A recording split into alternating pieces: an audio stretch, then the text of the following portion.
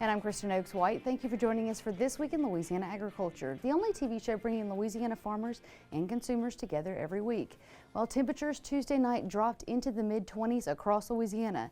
And if you enjoy the cold weather, you're probably excited about the chance to build a fire and drink some hot cocoa. But the people who make that cocoa sweet see it in a little bit of a different light. That's because these cold temperatures can really damage a sugarcane crop. There are a lot of variables like how cold it gets, how long it stays so cold, and what condition the crop is in when the freeze hits. Because of that, folks in the sugarcane industry likely will not know the full extent of damage from this freeze for days or even weeks. LSU Ag Center sugarcane specialist Dr. Kenneth Gravois collected some best management practices for those farmers affected by the freeze. In short, he says farmers should make a special effort to cut clean sugarcane to deliver to the mills. To see the full list of best management practices, head over to our website at twilatv.org. Now, for the rest of us who don't grow sugarcane, please remember farmers are still in the middle of harvest. They may be on slow-moving tractors, or there might be trailers filled with cane on the roads.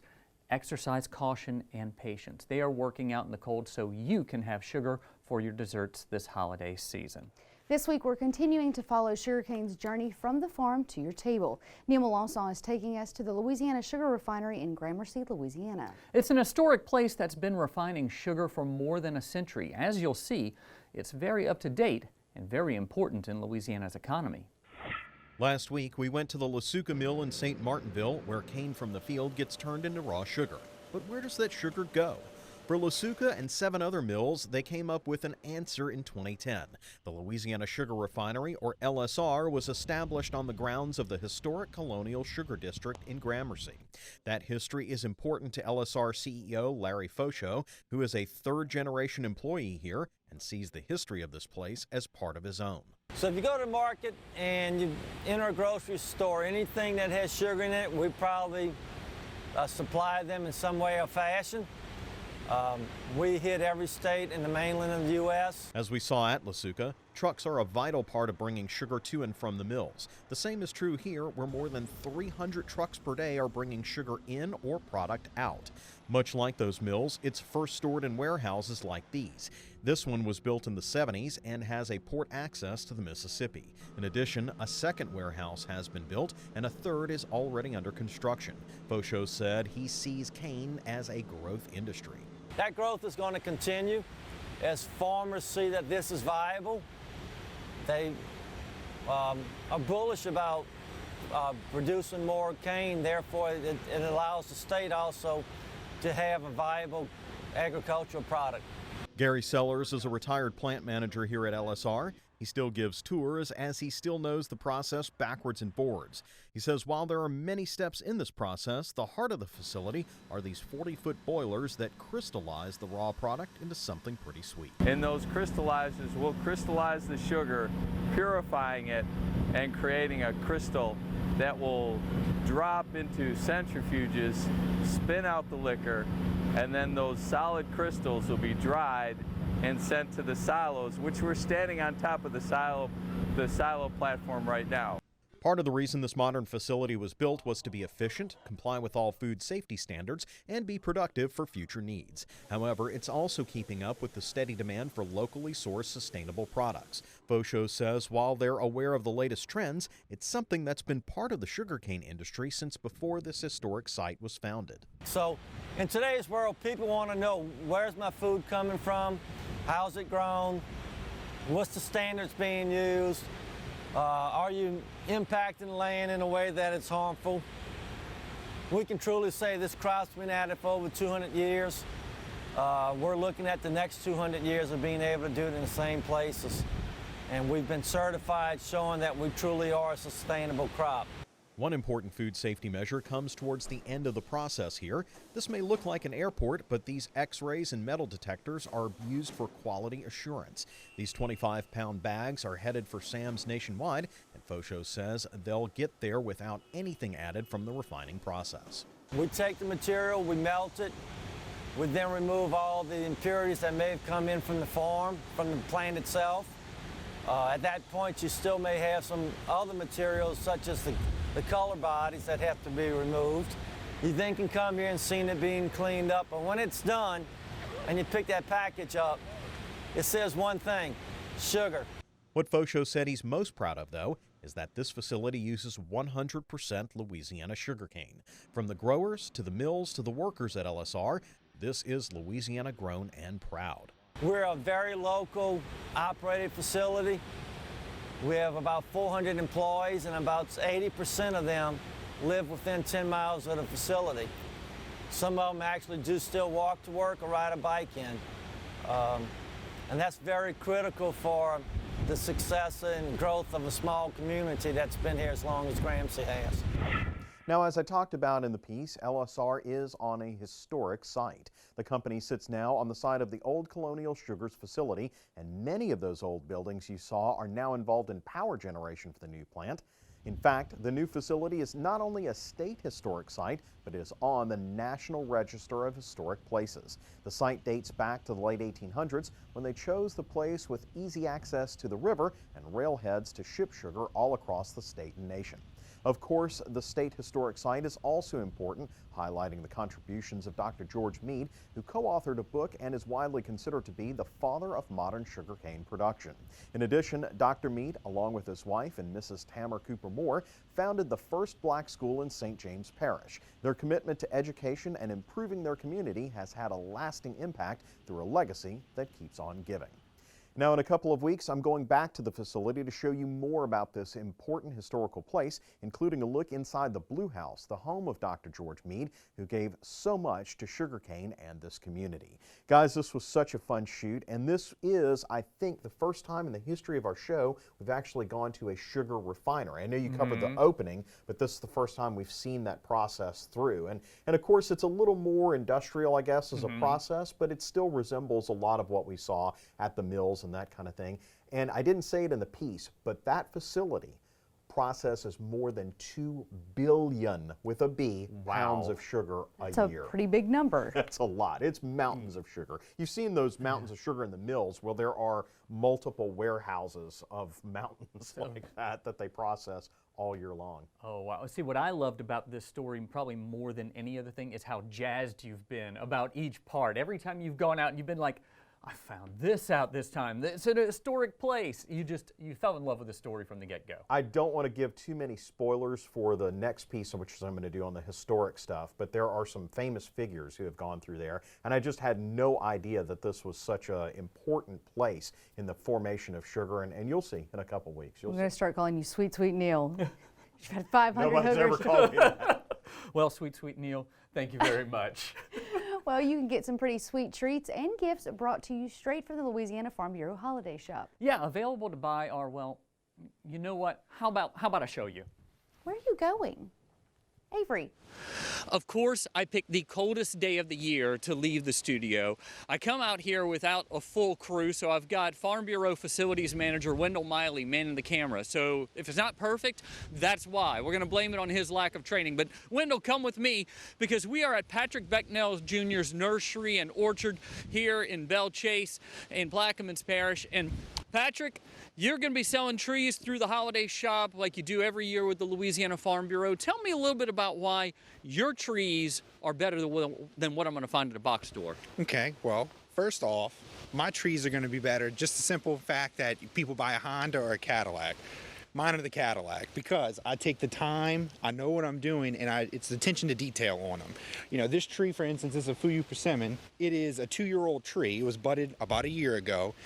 I have it winterized. The rootstock in it is strong. It's actually digging into the ground to where it's rooted in there. I'm gonna have to cut the roots in order to sell them off. And that is just a fantastic, it's got such a good start compared to something else that you would buy maybe in a smaller pot or for someone who doesn't know what I know.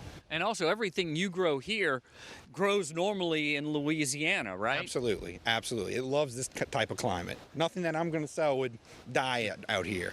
Now, back there's your greenhouse where you actually grow a lot of the trees that we sell. You have that because of some issues with pests and everything else. But those satsumas over there, that's what's eventually going to produce for the satsuma trees that you sell at the holiday show. Exactly. Within them, those trees are about 25 years old. It ain't going to take them that long. A tree you buy this year to get like that size, it'll probably take about 10 years. But within 2 years, you're going to be having more fruit than you can eat. So I talked about it being cold. It's going to get down to 27 degrees tonight. What do people need to do to take care of the fruit trees that maybe they bought from you last year? Okay, well, two things. If they're in the ground, already planted, the best thing for them to do is take a cotton cloth, like an old bed sheet, drape it over it just to keep the frost kind of off of it. And if they really want to go high tech, they can wrap Christmas lights around it in order to have some kind of heat source underneath it. If it's planted in a pot, most people will plant them like on their patio in their backyard, just roll it inside or underneath some kind of covering where it's not going to take the full brunt of the cold. Now, the care when someone first gets one of these, do they need to do anything special, wait a certain amount of time before they plant any of the trees they buy from you? I would wait until the threat of cold's over. Most of the time it's around mid-March, but we seem to have some late frost this time of year. I mean, these years past. So I would wait until at least March, February, go ahead and into February, early March to plant them. Once you put them in the ground, it's already got a time-release fertilizer, so it should be good until maybe June. You might want to hit it with like triple 13 or something light, something balanced then. I always love getting advice from Patrick Becknell Jr. Patrick, thanks for joining us. Now, come this way, Wendell. We're going to go talk to Matt Sergo. Matt is sort of managing the holiday shop for Wendell, who's behind the camera right now. And Matt, tell me a little bit about what folks can expect from this year's holiday shop. So from this year's holiday shop, we're going to have, we're not going to have any fresh citrus this year, as Patrick explained earlier. We will have the ability to have fresh trees to grow your own. We'll have satsumas, Meyer lemon, fuyu persimmons. The whole list is on our website. We'll also have fresh peanut products, which will be supplied from Florida Farm Bureau. And then, of course, we also have our pecan products from H.J. Bergeron and Point Compeat Pecan. So we'll be looking forward to both of those to come around. So which one is your favorite? Because I've seen you sample a little bit of everything. I know you don't eat the trees. I've seen you sample everything but the trees, but which one's your favorite? If I had to pick one, my favorite's probably the hot and spicy roasted pecans. Those are the best ones I've had. So how does someone go about getting their order in? What do they need to do? So there's a couple ways. You can contact your local parish office, or you can place an order online with lafarmbureau.org/holiday shop. Both of those will be sent to your local parish farm bureau, where you'll then pick up your order. All right, so it's brought to you, at least your parish farm bureau, which means you don't have to come out here and brave the cold. So I'm going back to the studio. Whew, it's a lot warmer in here in the studio. How did you change so quickly? Huh? I had this under my jacket the whole time. Sure you did. If you'd like to learn more about the Louisiana Farm Bureau Holiday Shop, visit our website at twilatv.org. We'll have a link there. But going out to Patrick Becknell Jr.'s farm, really, really neat place. It's a neat place, and I'm guessing that y'all sampled a little bit of the trees or checked them out? We had to make sure that those trees produce good fruit. We were just doing our due diligence to make sure Louisiana Farm Bureau members will have sweet fruit in their backyards once their satsuma trees begin producing. I hope you wrapped them up pretty tight last night. Well, I brought them in. Ah, gotcha. Well, sweet potatoes are a staple of holiday meals. They're probably already making their way to your table, and I know that's true for my house year-round. Especially the sweet potato fries, right? Farmers in Louisiana are making sure there is a good supply of this sweet treat for you. As Twila's Craig Gautreaux shows us, farmers are producing a decent crop despite challenging growing and harvest conditions this year. Sweet potato farmers are putting the finishing touches on this year's harvest. The harvest season started out very dry, which can cause the mechanical harvesters to damage the skins of the potatoes. Growers were having to water fields so they could actually dig fields. I mean, it was extremely dry. They were still dealt with dry, dusty conditions. Now at the end of the season, the pendulum has swung as growers are dealing with wet fields, presenting a different set of issues. It makes the fields boggy. It's hard to separate the potatoes from the mud and all that. Plus, it's harder on the equipment as well. There are two markets for Louisiana sweet potatoes. The fresh market is geared toward consumers and is a key ingredient in holiday dishes. The other market is for processing, where many of the potatoes are turned into sweet potato fries. The processing plant wants the potatoes a little larger, so they have less loss when they when they slice and dice and peel the potato. So they want larger potatoes. Yields are typical for the state of Louisiana, with growers averaging around 450 bushels per acre. Probably going to be looking at the 4 to 450, I think, because we've had some fields that yielded way up in the 700 and 800s, but we've had some that's yielded down in the 3s. So hopefully we'll stay around the state's average this year. Sistrunk said acreage for sweet potatoes remained virtually the same as last year, which was encouraging after seeing the 2018 crop reduced by 20%. With the LSU Ag Center, this is Craig Gotro reporting. Now this year, Louisiana has approximately 7,800 acres of sweet potatoes. That's much lower than in the past. In 2000, Louisiana had more than 27,000 acres of sweet potatoes in production. The Greater Baton Rouge Food Bank will soon have a new source of fresh produce. It's coming from a company that already supplies produce to supermarkets and restaurants across Louisiana, but in this case, the source is a little more personal. This is the Vince Faraci Community Garden. It's right next to Capital City Produce in Baton Rouge. At this ribbon cutting, Capital City Produce owner and Vince's son, Paul Faraci, spoke about how much his father loved the Greater Baton Rouge Food Bank. Faraci says this garden is the product of a partnership between his company, the food bank, and the Southern and LSU Ag Centers. Volunteers will plant the garden, maintain it, and harvest the fruits and vegetables. For Paul Faraci, this is personal. My father was always very involved with the food bank, and he just passed away a little over a year ago. But the food bank was always a passion of his when it comes to the things he's doing for the community. What's really exciting about this one is he was always concerned about them having enough fresh fruits and vegetables. So this is going to give them the best access to the freshest fruit and vegetables. Everything we get here and harvest here on the farm is going to go back to the Baton Rouge Food Bank and be distributed out into our community. We're going to do more on this garden once everything is growing. Actually, Kristen will probably do more on the garden. To learn more about Capital City Produce or to give to the Greater Baton Rouge Food Bank because they need donations now, visit our website at twilatv.org. Still to come on Twila, it may be a little cold, but we're going out to the Gulf Coast to create some marsh. But first, what do LSU football, duck hunting, and cotton all have in common? Well, we talk about them all on our latest episode of Louisiana Farm Life. Stay with us.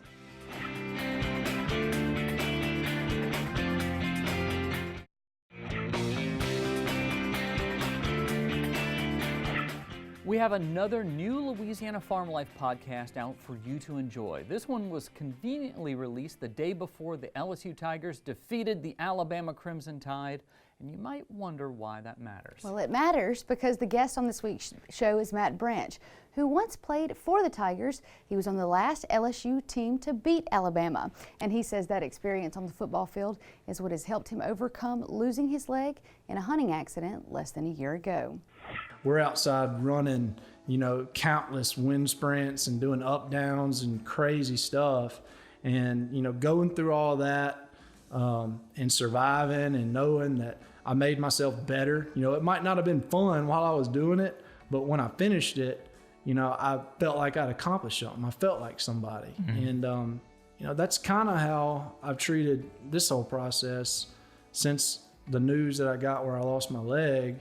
I knew this wasn't going to be fun. This is not going to be easy. To hear the entire story of Matt's hunting accident, his recovery, and how football and the ag community played major roles in his recovery, head over to our website at twilatv.org where we'll link you to the entire podcast. One of the things Matt Branch discussed in that podcast is his love for hunting, a hobby that many across our sportsman's paradise enjoy. The state also offers great fishing, and that's true especially down near the Gulf Coast. It's been no secret that the state's southern border has been creeping north. However, there's a group called the Coastal Conservation Association that is working to rebuild Louisiana's marshlands. Almost 20 years ago, we started the habitat program for CCA right here in Louisiana with a project in Terrebonne Parish. And we've also done some marsh creation projects, and this technology uses floating mats to establish new marsh areas. These mats are created from recycled water bottles, soda bottles, other plastics that are recycled and spun into a web, and they're also pre-drilled to put our marsh plants into them.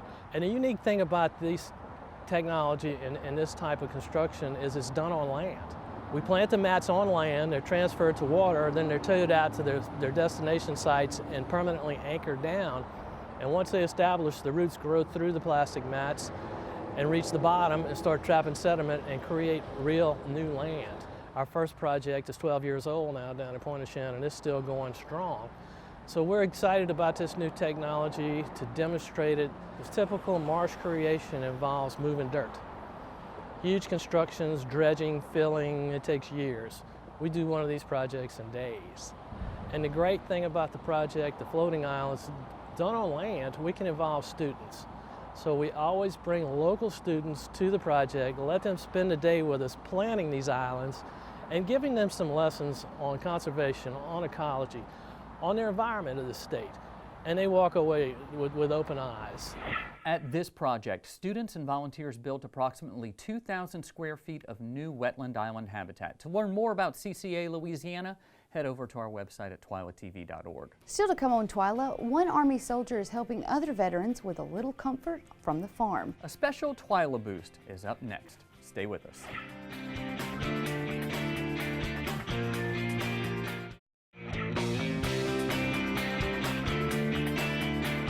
This week, we celebrated Veterans Day, a time to honor and recognize all the men and women who have sacrificed a great deal to secure the freedom we enjoy today. So this week, we're honoring our veterans with a special Twila Boost. Retired U.S. Army Ranger John Jackson served 6 combat tours in Iraq and Afghanistan. When he returned home, Jackson desperately searched for ways to cope with his post-traumatic stress disorder. Through agriculture, he found hope and comfort on the farm. Overseas, when we're at war, we have to be emotionless. You can't have any emotion. Sure, we cry and we share a moment. We share our rage, we share our frustrations, but they're not long-lived. They have to be checked at the door, and we have to get back on to the business of capturing and killing people. Unfortunately, the more people you lose, the better you become at doing that. And the better you become at doing that, the more you feel yourself drift away from who you used to be. When you come back home, that's when we have the problems. I still have problems with connecting. I still feel withdrawn at times. Those are issues that my wife and I and our family are working together. But the amazing thing is that this farm has somehow is starting to build a bridge between my family, or myself back to my family, by me taking care of the hogs, taking care of the animals, taking care of, this farm. There's a part of me now that cares again. I decided that if I'm going to take care of myself, I need to create a space. Absent from the VA, absent from the bureaucracy and red tape of DC, and create a space that's going to take care of veterans like me. And that's why I came up with this whole concept of my nonprofit, Stag Vets, which created the first acute warrior transition center, Comfort Farms, where we are today. And Comfort Farms is solely for veterans as a crisis intervention place that uses agriculture as a way to condition vets back to their new normal. I had to tie in a service component to it because veterans want to serve. We serve once, we want to serve again. And there's no greater way to serve our community than serving through our food system. To learn more about Jackson's Comfort Farm, visit our website at twilatv.org. That does it for this edition of Twila. Be sure to join us next week when we'll bring you a tasty episode to get you ready for Thanksgiving. Until then, you can watch all of our stories online at twilatv.org, and be sure to like us on Facebook, follow us on Twitter and Instagram. You can also find all of these videos and more on our YouTube page, so be sure to subscribe to us there as well. Turn on the notifications. For all of us here at Twila, thank you for joining us. We hope to see you again right here next week.